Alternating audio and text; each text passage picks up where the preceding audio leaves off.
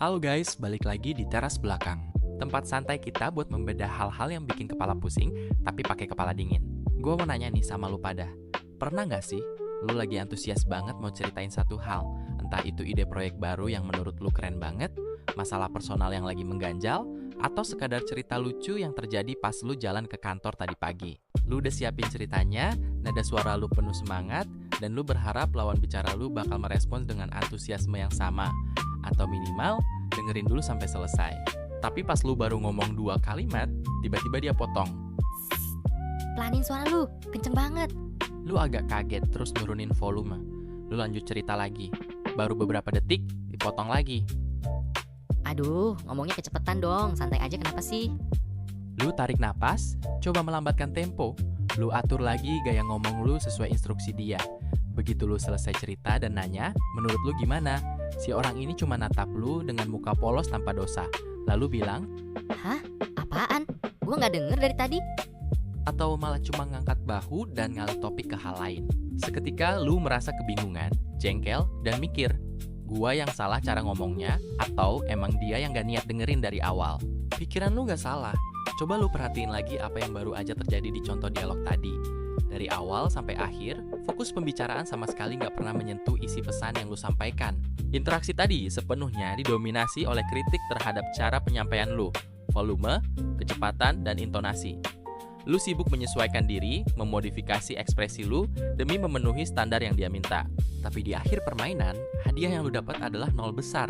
Tidak ada empati, tidak ada respons atas cerita lu, dan tidak ada diskusi. Isi cerita lu menguap gitu aja, sementara energi lu udah habis duluan buat memperbaiki cara ngomong lu. Kalau lu pernah berada di posisi ini, selamat. Lu lagi menghadapi tipe orang yang bertindak seolah-olah dia adalah audio engineer kehidupan lu. Tapi sebenarnya lagi ngerusak interaksi sosial lu. Hari ini kita bakal bedah kenapa fenomena ngeselin ini bisa terjadi. Kenapa sih ada orang yang perilakunya kayak gini? Kenapa mereka lebih sibuk jadi juri frekuensi suara ketimbang jadi pendengar yang baik? Secara psikologis, ada beberapa mekanisme menarik di balik tindakan ini. Pertama, taktik tone policing dan kendali percakapan. Dalam psikologi komunikasi, apa yang dilakukan orang tersebut dinamakan tone policing. Ini adalah manuver defensif di mana seseorang mengalihkan fokus dari kandungan pesan ke cara pesan itu disampaikan. Kenapa orang melakukan ini? Biasanya karena mereka merasa terancam, tidak nyaman, atau tidak punya kapasitas mental untuk merespons topik yang lu bawain. Daripada ngaku kalau mereka nggak paham, nggak peduli, atau malas mikir, cara paling mudah buat memegang kendali adalah dengan menyalahkan cara lu ngomong. Dengan bikin lu merasa bersalah atas cara ngomong lu, posisi kekuasaan dalam percakapan langsung berpindah ke tangan mereka. Kedua, cognitive avoidance atau penghindaran kognitif. Mendengarkan secara aktif itu butuh energi kognitif. Orang tersebut mungkin lagi malas atau nggak punya ketertarikan sama sekali dengan topik lu. Tapi menolak mendengarkan secara terang-terangan bakal bikin mereka kelihatan jahat atau tidak sopan. Nah, mencari-cari kesalahan teknis, seperti suara lu kegedean atau ngomong lu kecepetan, memberikan mereka alasan yang terkesan sah untuk tidak memproses informasi lu. Ini adalah mekanisme pertahanan diri berbasis cognitive avoidance, di mana otak mereka mencari celah fisik agar tidak perlu bekerja memproses kata-kata lu. Ketiga, dominasi posisi atau status play. Saat seseorang menyuruh lu pelanin suara atau mengoreksi gaya ngomong lu secara konstan, secara tidak sadar mereka sedang menempatkan diri sebagai orang tua atau otoritas dan menempatkan lu sebagai anak kecil yang harus diatur. Ini adalah power move mikro. Ketika lu menuruti setiap koreksinya, lu mengonfirmasi status hierarki tersebut. Tragisnya, begitu mereka merasa sudah menang dalam permainan dominasi ini, mereka nggak butuh lagi mendengarkan cerita lu. Keempat, egosentrisme sensorik. Ada juga tipe orang yang tingkat egonya sangat tinggi sampai-sampai mereka memandang interaksi sosial hanya dari sudut pandang kenyamanan sensorik pribadi mereka. Bagi mereka, lu bukan lawan bicara yang bernyawa, melainkan radio yang harus diatur volumenya agar pas di telinga mereka. Mereka gak peduli dengan apa yang mau lu ceritain, mereka cuma peduli knob volumenya nyaman atau enggak buat mereka. Mungkin lu mikir, cuma urusan sepele kali, tinggal pelanin suara kan beres. Tapi kalau lu terlalu sering berhadapan sama orang tipe gini, efek negatifnya ke mental lu bisa cukup dalam. Pertama, kehilangan kepercayaan diri atau self-doubt. Setiap kali lu mau ngomong, fokus lu yang tadinya ada pada ide atau perasaan bakal bergeser jadi ketakutan akan penilaian. Lu mulai meragukan diri sendiri. Suara gua kegedean gak ya? Gua ngomongnya terlalu cepat gak ya? Lama-lama, lu kehilangan kelancaran alami dalam berkomunikasi. Lu jadi terlalu berhati-hati dan selalu merasa ada yang salah dengan diri lu. Kedua, pembunuhan antusiasme secara perlahan. Ekspresi emosi manusia seperti senang, sedih, atau marah secara alami akan memengaruhi nada dan tempo bicara. Ketika antusiasme lu dipotong lewat kalimat "shh, gede banget suara lu" atau koreksi nada, emosi lu terputus di tengah jalan. Ini adalah bentuk pembunuhan ekspresi. Dalam jangka panjang, lu bakal malas berbagi cerita gembira atau emosi mendalam ke orang lain karena takut diabaikan atau disalahin lagi. Ketiga, terjebak dalam micro gaslighting. Tindakan ini adalah bentuk gaslighting skala kecil.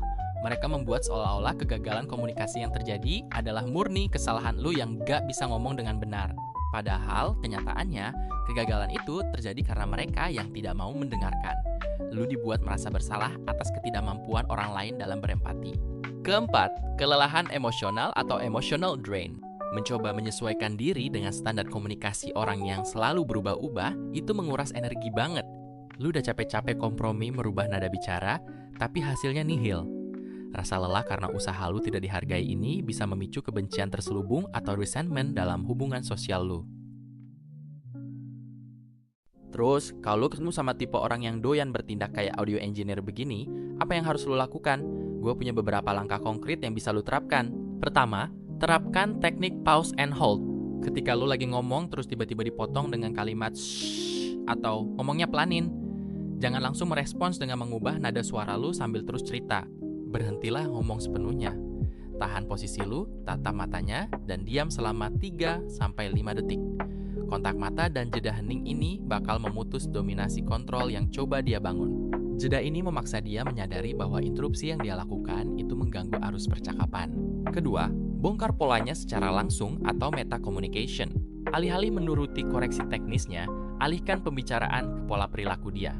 Lu bisa bilang dengan nada dingin dan tenang. Gue perhatiin dari tadi lu lebih fokus ngatur cara ngomong gua daripada dengerin isinya.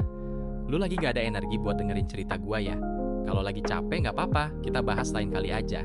Kalimat ini efektif banget. Lu mengembalikan cermin ke wajah dia tanpa harus marah-marah dan membongkar bahwa masalah sebenarnya ada di ketidaksiapan dia buat mendengarkan.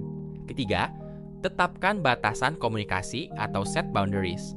Kalau dia bilang, suara lu kegedean banget, dan lu merasa volume suara lu sebenarnya wajar, misalnya di tempat ramai, lu gak perlu langsung minta maaf. Lu cukup bilang, ini suara normal gua kalau lagi cerita hal penting.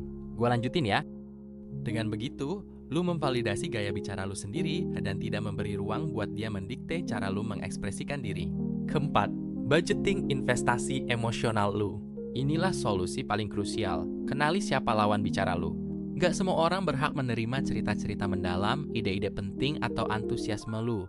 Kalau seseorang udah berkali-kali menunjukkan pola tidak peduli dan cuma sibuk mengkritik gaya bicara lu, berhentilah berbagi hal-hal penting ke dia. Simpan cerita berharga lu buat orang-orang yang mau dengerin isi hati lu, bukan cuma sibuk menilai frekuensi suara lu. Memang nggak bisa dipungkiri, komunikasi itu butuh kompromi dari dua belah pihak. Tapi ingat, kompromi itu jalan dua arah.